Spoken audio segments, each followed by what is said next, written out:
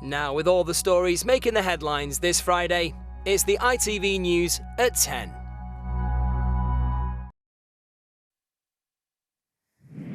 The Tory MP accused of watching porn in the Commons says he opened the material by accident. Neil Parish had the Conservative whip withdrawn this afternoon, 2 days since the original complaint was made, but he's vowing to stay on while he's investigated. Did you open something up by error in the Commons? I did, but let the inquiry look at that. I have an apology to make, but I will wait the time, and I apologise more to my wife than anybody. But with growing calls for Neil Parish to go, it hasn't quelled anger over the scandal. All this and less than a week to go before the local elections. We'll get the latest with Anushka. Also on News at 10 tonight.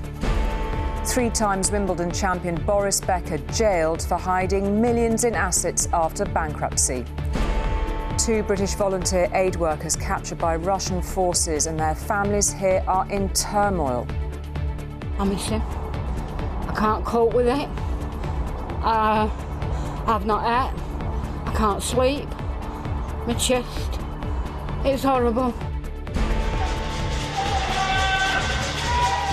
In protest, not appreciation, residents of Shanghai bang pots and pans in anger against endless COVID lockdowns. And happy returns and tears of joy. The US Army replaces a cake it stole from an Italian girl 77 years ago.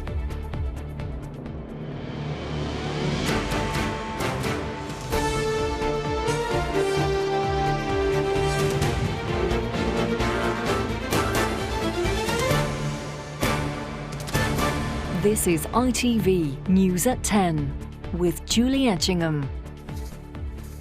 Good evening. He says he opened a file in error. He also says he didn't tell his wife until this afternoon. That was shortly after Conservative MP Neil Parish had the party whip removed over claims he watched pornography on his phone in view of his female colleagues in the House of Commons chamber. Mr Parish says he won't be standing down from his Devon seat, at least not until after not 1 but 2 investigations, which are now underway into his conduct. He has not, until today, been a household name. Mr Parish is 65, a farmer, a father and a grandfather. But he is the chair of the Commons Environment, Food and Rural Affairs Committee, a senior backbench position. The Lib Dems said in any other workplace he would lose his job at the end of a week of uncomfortable revelations which have left many of us wondering just what on earth is wrong with the Commons. Labour said the government is rotting from the head down. Sheepish. Probably the best word to describe Neil Parish after he was revealed as the MP alleged to have watched porn in Parliament. He's lost the Conservative whip, but for now... I will maintain my duties very much as the MP, and while I remain chair of the Environment, Food and Rural Affairs Select Committee, I also keep up my work there. Is this embarrassing? Of course it's embarrassing, and it's embarrassing for my wife and family, and so that's my main concern. Did you open something up by error in the Commons? I did, but let the inquiry look at that. It's obviously very difficult for you, but are you considering your future? I will await the findings of the inquiry, and then I will consider my position. I will not remain if I am found guilty. Mr Parish also admitted he already knew the allegations were about him on Wednesday when he went on TV to talk about them and said this. I think if you've got sort of 650 members of Parliament in what is, a very sort of very intense area, I mean, you are going to get people that step over the line. The Devon MP is facing 2 investigations after he referred himself to the Parliamentary Standards Commissioner, Catherine Stone, and at least 1 witness complained to an independent parliamentary body. I'd been calling for the Chief Whip to remove the whip from when we first heard about this incident. It's appalling. Nobody should be watching pornography at work. So I'm pleased that that action's been taken, and I hope that the 2 women who complained are being supported through the system as well. Another female MP told me the mood in Parliament was febrile. The mood in Tiverton, Mr Parish's constituency, was not great either. Not very sensible, was he? And that's not how an MP should behave. I think it's appalling. I think he should be sacked. The Labour Party said he should go now. He has referred himself to the Standards Committee, where they will have, amongst various other options, there is the option to expel. But I think that really he should do the decent thing and resign. Mr Parish admitted that he only told his wife what was coming this afternoon. My mobile phone, I'd just been to a surgery in Honiton, and this is God's own truth. The mobile phone was completely flat. I had to come back on the M5, otherwise I would have spoken to her sooner. Mr Parish sounded sorry, but he knows the allegations could hurt Boris Johnson ahead of local elections and have left a bad smell in Westminster. I mean, many people are just sort of astonished with what we've seen this week. Not just there's a whole host of revelations about the House of Commons, but there's real anger, isn't there, Anushka, about how long the party has taken to act on this. I mean, I think those frustrations you're talking about is kind of where this all began, because this came out at a meeting earlier this week of the 2022 committee. That's there to support Tory female MPs. They were speaking to the Chief Whip about how to retain female MPs when there was bubbling anger about a lack of action on sexual misconduct. And that's where this emerged, the allegations about porn. But as you say, other allegations as well. And today we've had a Cabinet Minister, Anne-Marie Trevelyan, admitting that she once got pinned up against a wall by a male colleague, talking about wandering hands, suggesting to her male colleagues that they should behave as if their daughter is sitting next to them, i.e., don't start scrolling through porn. And we've also had the Attorney General, Suella Braverman, saying that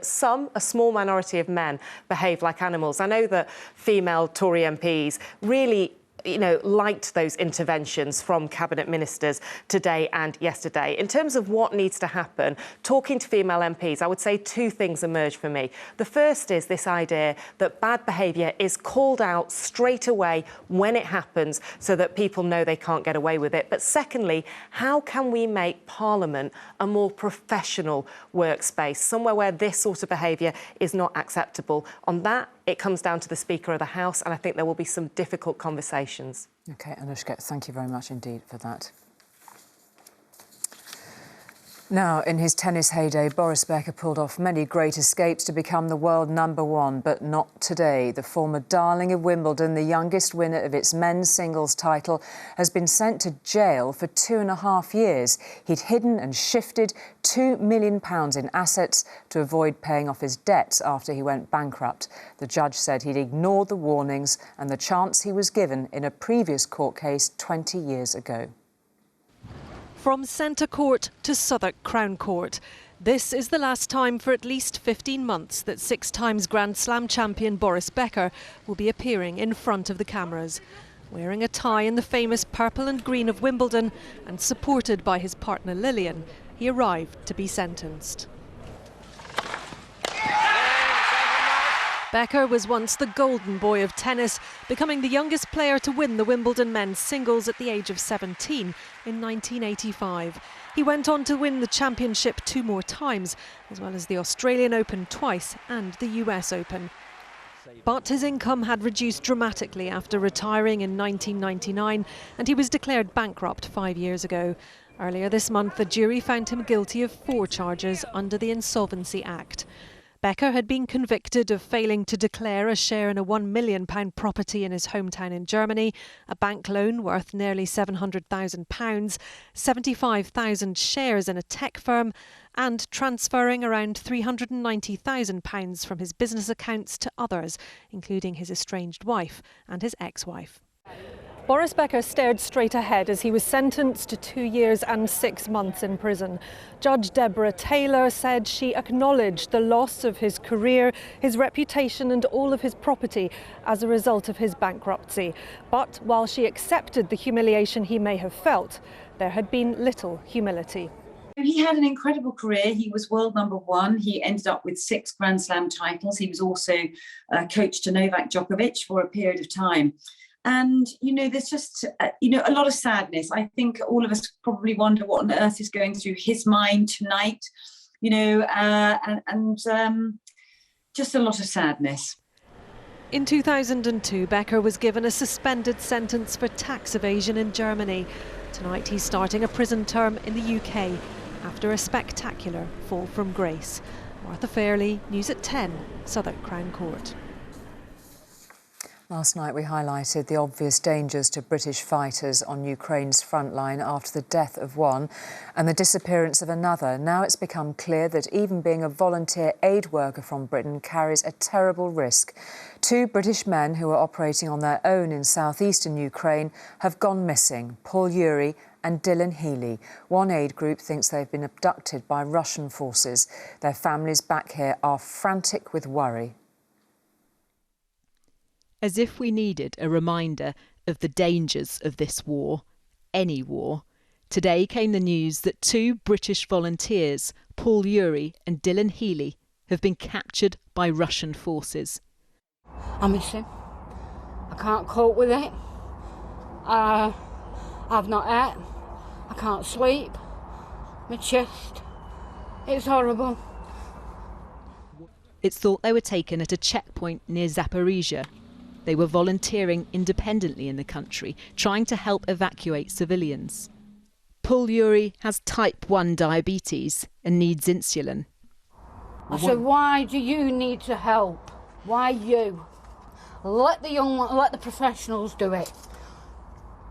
He said, I can't sit there, Mum, and watch people dying. This conflict is claiming British casualties. Ex-soldier Scott Sibley killed. Andrew Hill captured and paraded on Russian TV, just as Aidan Aslin and Sean Pinner were last month. Thousands of foreign fighters have set their sights on this war. Today we filmed some of the American and British ex-soldiers who swapped peace for conflict.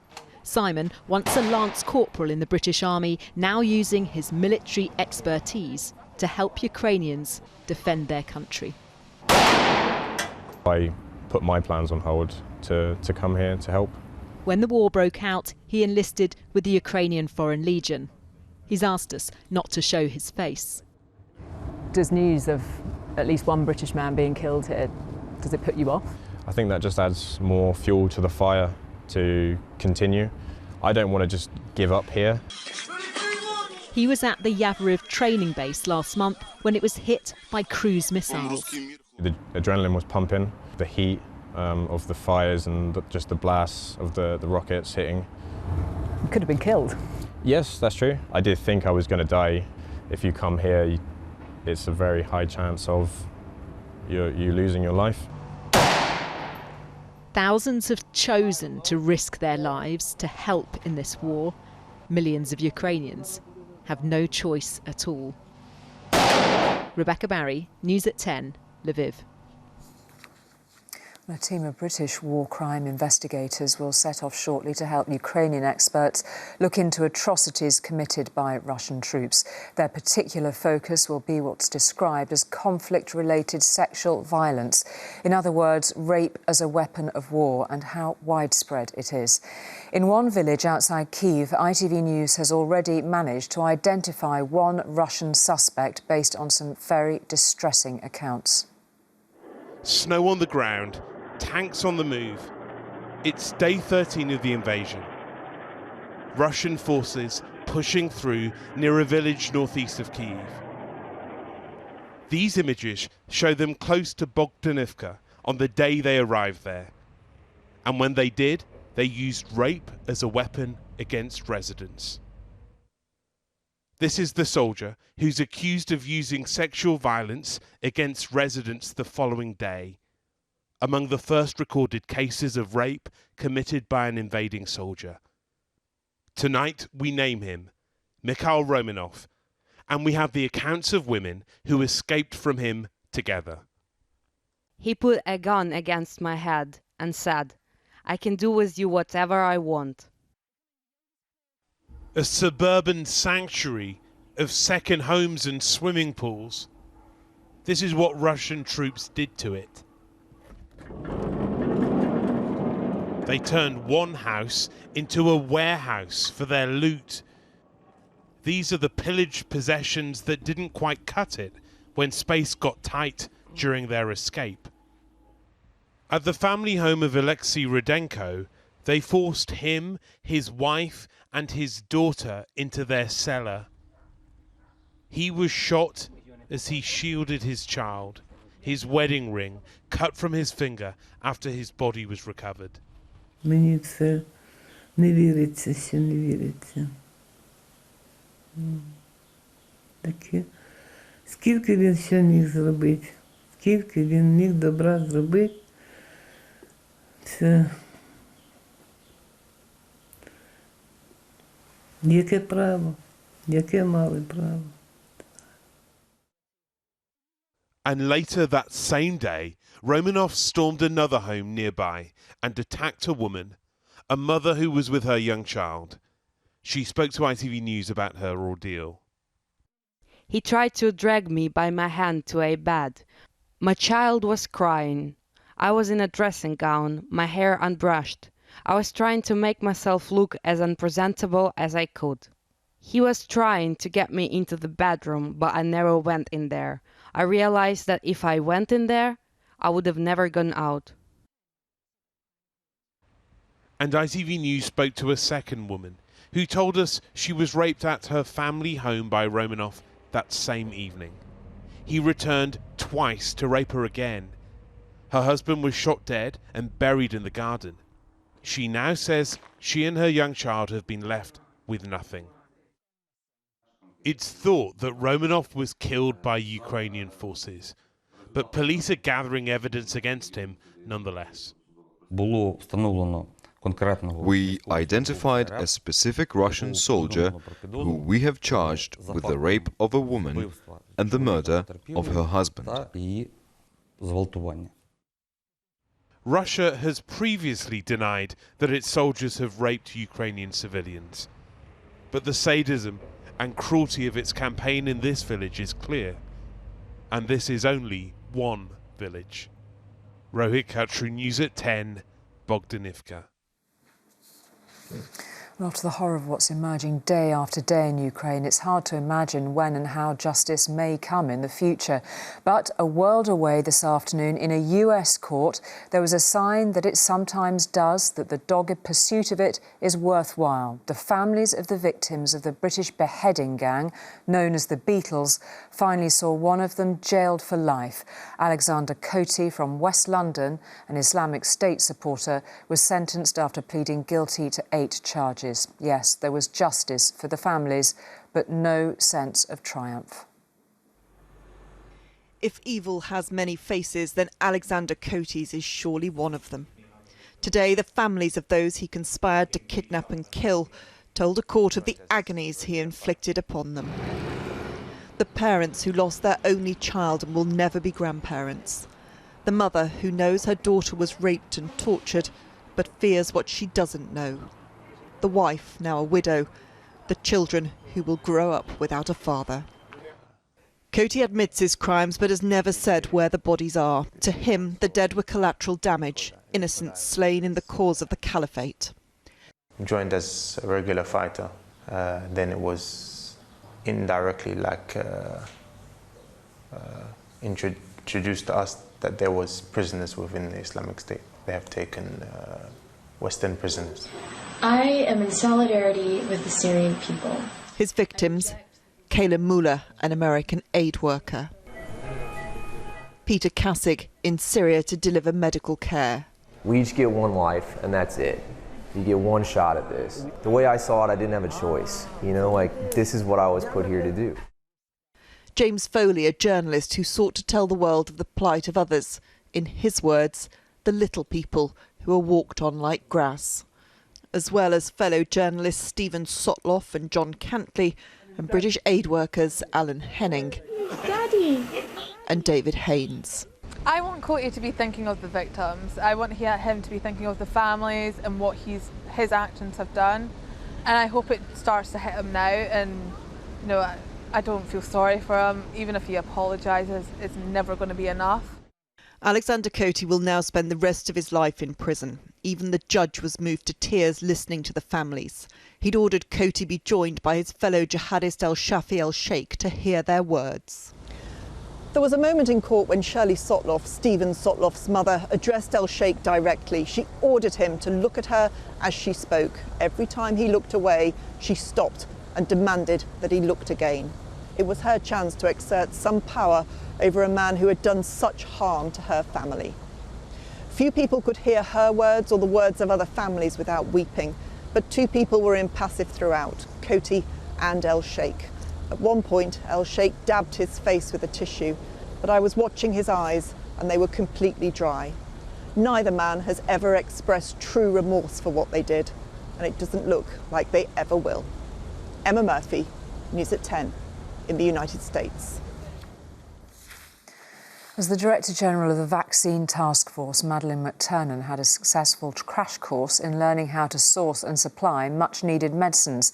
Now the Department of Health wants her to do it again, this time to help women who are struggling to get and struggling without their regular HRT products.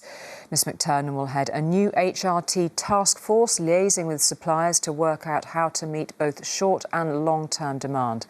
Hormone replacement therapy helps around 1 million women cope with the effects of the menopause.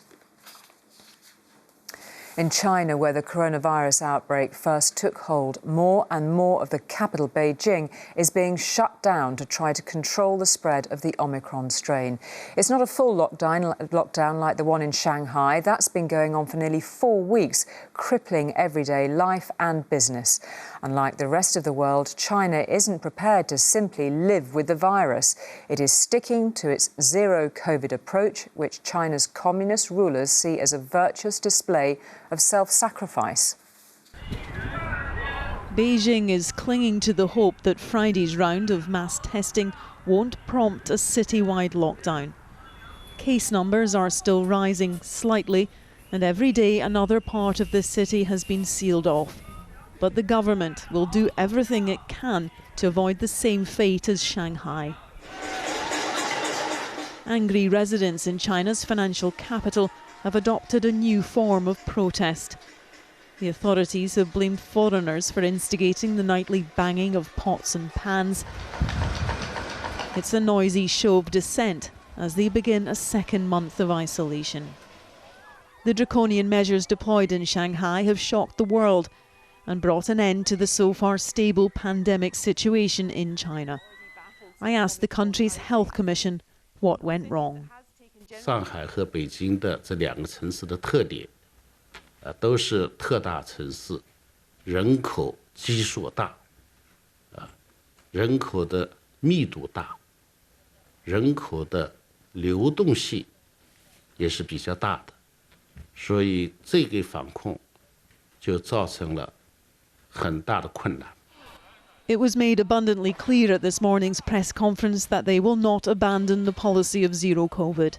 Proof can be found in the building of more temporary hospitals. All provinces have been ordered to build these isolation centres. China's quarantine strategy has kept deaths low, but with more transmissible variants, it is being blamed for compounding the spread. Beijing has had these facilities on standby since the start of the pandemic. Now every local authority in the country, whether they have cases or not, must ensure they too have the capacity to cope with a major outbreak.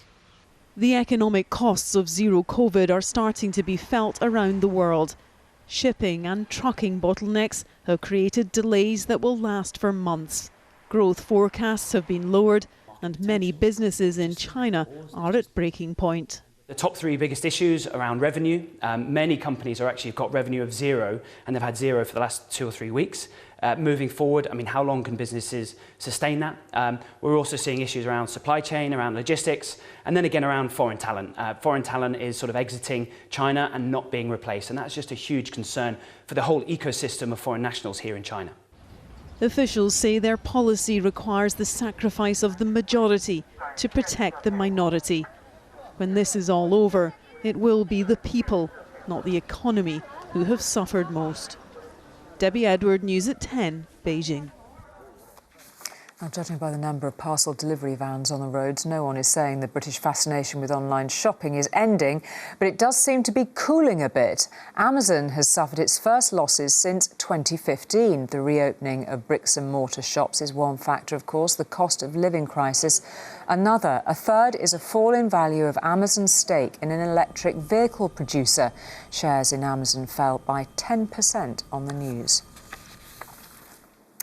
There's a new name in the frame hoping to buy Chelsea Football Club. Just before the final whistle for bidding ended, the British billionaire Sir Jim Ratcliffe, owner of the Ineos Chemicals company, snuck in an offer of a mere £4.25 billion for the club. If successful, it will be the highest price ever paid for a sports team. He's designated more than half of the money for helping victims of the war in Ukraine. Now, the showbiz history books are footnoted with the names of British entertainers who didn't quite make it in America, but the comedian James Corden did, and how. He's had 7 years of success on The Late Late Show, think carpool karaoke for a start. But he announced on last night's edition he's going to call it a day a year from now. It was, he said, the hardest decision of his life. Ready? Sing! Corden in a car, singing with celebs. Each collaboration more popular than the last. I'm still standing. But James's American dream as host of The Late Late Show is coming to an end. This will be my last year hosting The Late Late Show. Don't you dare. 7.5 years after the bubbly Brit first introduced himself across the Atlantic, My name is James Corden. he's decided to call time on his talk show. This has been the hardest decision I've ever had to make. It really has. I've never taken this job for granted, ever. Speaking words of wisdom, let it be. There wasn't a star who wouldn't join him in a car. From Beatles legend Sir Paul McCartney to former First Lady Michelle Obama. Karaoke, crosswalk musicals and quirky celebrity interviews slowly made James Corden a household name in the US. Stace, this is Smithy. Hi Stace, all right? Heard a lot about you. He started his career on stage, but it was TV show Gavin and Stacey, which Corden co-created and starred in, that really put his career on the fast track. Let's go. The comedian went back to the stage in One Man, Two Governors. The play's writer saw something special early on. Once he got on stage, it was amazing. His comic timing and his rapport with the audience. He had them eating out of his hand every night. The show went from the West End to Broadway, giving James his first real outing in America. I don't think LA knew about Gavin and Stacey, but I think it might have been the 6-month sellout on Broadway and the Tony Award that got him, got the LA people interested in him. After more than 1,000 episodes, Corden signed on for just one more final year. We are all determined to make this the best year we have ever had making this show. He hopes to spend more time with his family and more time back in the UK. I work with the insurance carrier. In recent years, Corden starred in some big Hollywood movies, and although he says he doesn't know exactly what he'll do next, there's clearly more to come from the boy from Buckinghamshire who turned into a titan of late-night television. Rishi Davda, News at 10. Finally, just before the end of the Second World War, an Italian girl was looking forward to becoming a teenager and celebrating her 13th birthday with a cake. When retreating German soldiers shot at her house, the family had to hide in the attic. Advancing and ravenous American troops thought the house was empty, and you can guess what happened to the cake. 77 years on, a replacement has been delivered to mark another very special birthday.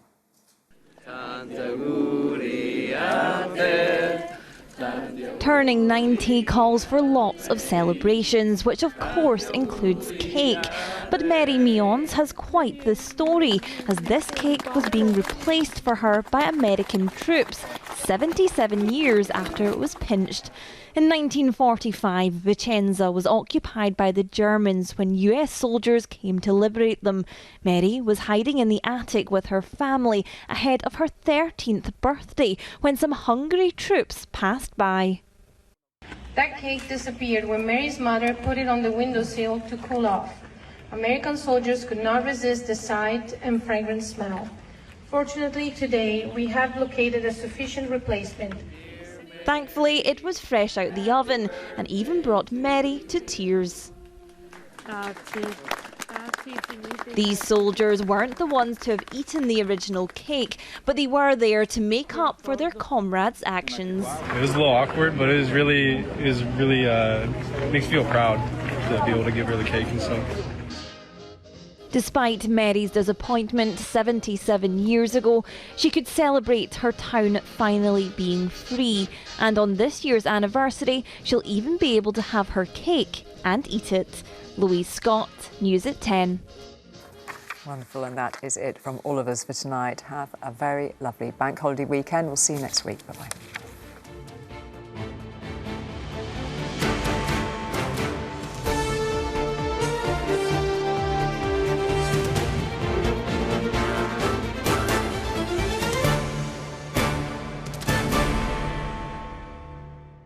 The warm weather.